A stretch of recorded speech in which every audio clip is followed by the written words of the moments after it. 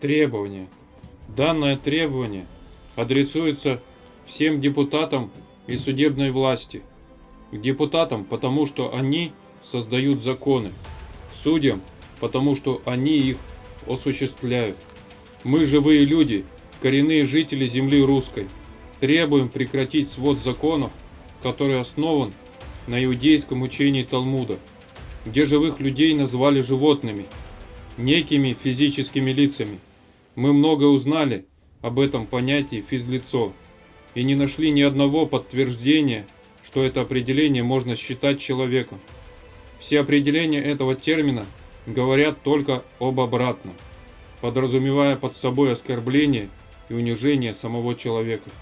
Мы сопоставили подобное обращение к людям в таком формате и убедились, что вы полностью руководствуетесь иудейским вероучением, где русский народ и православных людей считают животными. А так как в Конституции РФ по статье 28 разрешено исповедовать любые формы вероучений и действовать в соответствии с ними, то становится ясно, что иудейский Талмуд официально разрешен на территории РФ не просто так. По своду законов, действующих в РФ, всех людей назвали физлицами. У физлица нет никаких прав. В Конституции РФ нет ни одного упоминания об этом. Данный термин применяется только в своде законов в РФ.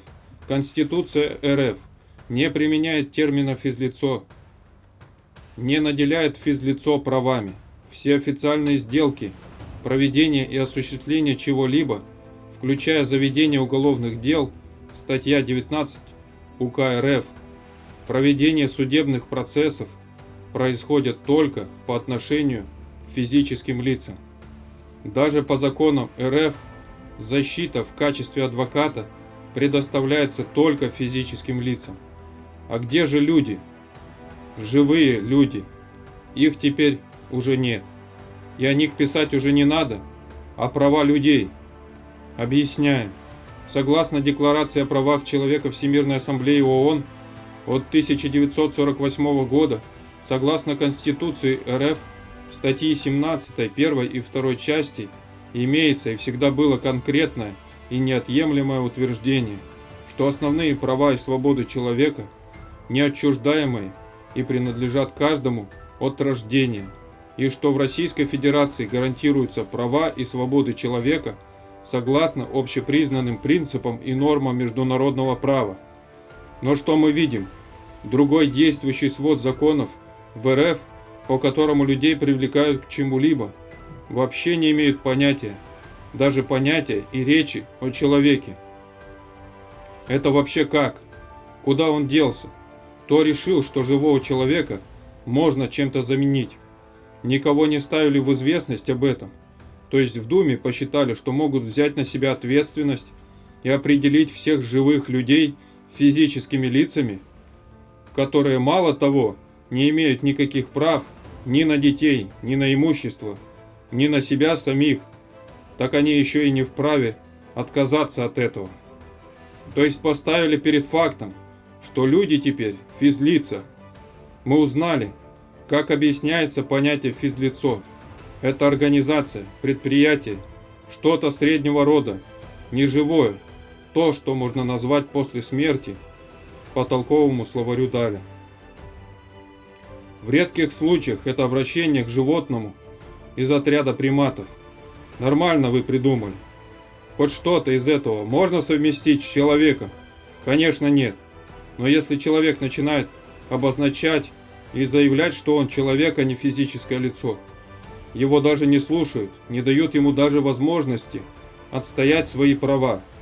Например, когда на судебном процессе человек говорит, что он не является физлицом, и у него, как у человека, есть права, его игнорируют, исключают его право заявить о своих правах. С подобной ситуацией сталкиваются многие люди, в том числе верующие православные люди, которые в данный момент содержатся в СИЗО номер 1 города Самара и привлекаются за то, что заявили о своих правах живых людей. Они привлекаются за то, что заявили о том, что были задеты чувства верующих людей и что по отношению к людям происходит унижение и оскорбление личности людей, внедрен системный геноцид с использованием власти и служебных полномочий. Неподдельная аналогия исходит из 1991 года с появлением законов Конституции РФ о свободе исповедания любой религии, статья 28, включая также иудейскую, по учениям Талмуда, где все, кроме евреев, не люди, а грязные животные. Термины в законах РФ «физические лица» появились не случайно. То есть иудейская религия сразу же начала действовать, причем на законных основаниях. Людей путем манипуляций, заблуждения и юридических уловок перевели в статус каких-то лиц. Людей не стало. Если Бог создал человека, то иудеи убили Бога и Иисуса Христа. Как они действуют сейчас? Под предлогом законов, обязательных к исполнению, обозначили людей неживыми лицами, лишили прав, лишили права выбора и уничтожают само бытие человеческое посредством современных сленгов, форматов, терминов. И это делается так искусно, что наверняка сам дьявол восхищается. И так все суды в так называемых судебных процессах проводят необходимые обряды, склоняя человека живого подтвердить, что он физлицо, что он согласен на сделку, то есть на проведение процесса. И с этого момента дело, считай, сделано. Убита его воля, полностью убито любое напоминание о том, что он есть человек. И дальше уже просто закрепляют регистрацией, гражданством, но также тем, где он является физлицом, согласившимся на какие-то сделки, оферту. И если уничтожается человек, живое в человеке, его права, и вытекает это от иудеев, которые убили Бога, то замысел и цель подобного порабощения может быть только у дьявола. Он действует через власть, законы, которые пишут депутаты, и осуществляются через судей, которым так идет в этом случае черная мантия. Кто из вас этого не понимает? Только преступник, который намеренно делает это, либо полностью умалишенный, который ничего не умеет понимать, но потому-то имеет полномочия принимать и писать законы в Думе или действовать в судах в соответствии с ними, проводя нечестивые обряды в процессе судебных заседаний. Этим идет насмешка над живыми людьми, делается серьезный и важный вид на этом сатанинском театральном представлении, иначе его не назовешь, так как разыгрывают на нем живого человека и его душу. Также поступают и против верующих людей в Самаре, которых преследуют по таким законам, начинают проводить подобные процессы в военном суде. Они там, кстати, полностью закрылись, чтобы вдруг не узнали люди, что творят эти судьи и кто они на самом деле. Запретили репортерам участвовать. Если вдруг кто-то из обвиняемых заявляет, что он живой человек, его сразу удаляют из зала суда. То есть сейчас для закона и судов недопустимо понятие «человек». Все, нет такого больше в законах.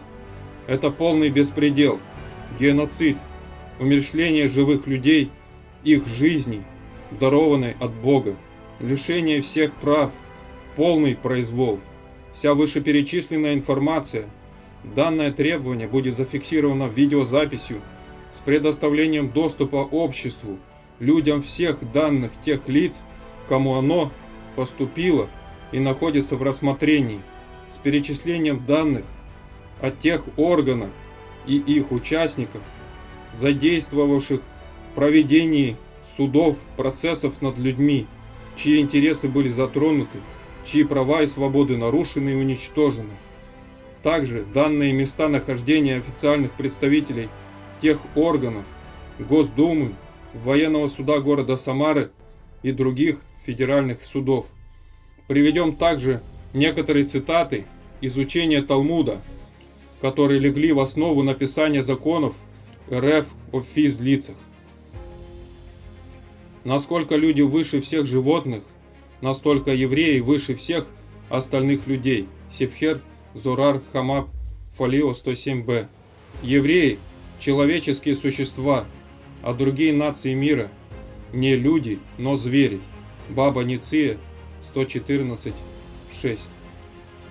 Одни евреи имеют право называться людьми, а гои, которые происходят от духа нечистого, должны называться свиньями. Жалкут Рабиней Фалио 10б. Иегова создал неевреев в человеческом обличии, чтобы евреям не пришлось пользоваться услугами животных. Следовательно, неевреи – это животные в форме человека, которые приговорены служить евреям днем и ночью. Мидраш, Талпиот, страница 225-Л. Сексуальные сношения с девочкой разрешены, если девочке есть 3 года. Ебхамот 11б. Девочки гоев с 3-летнего возраста могут подвергаться насилию. Абода Зара.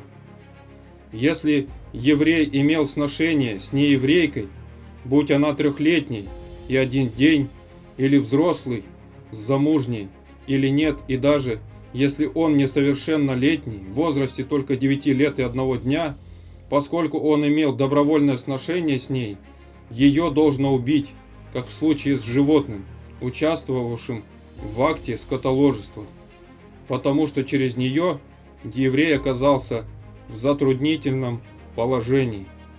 Рамбам, Мишне Тора, Халакот и Сурбия. Требуем прекратить использование свода законов, который основан на иудейском учении Талмуда, где живых людей назвали животными, некими физическими лицами. Данное требование будет доступно на разных информационных платформах для обнародования. Список заявителей живых людей прилагаем.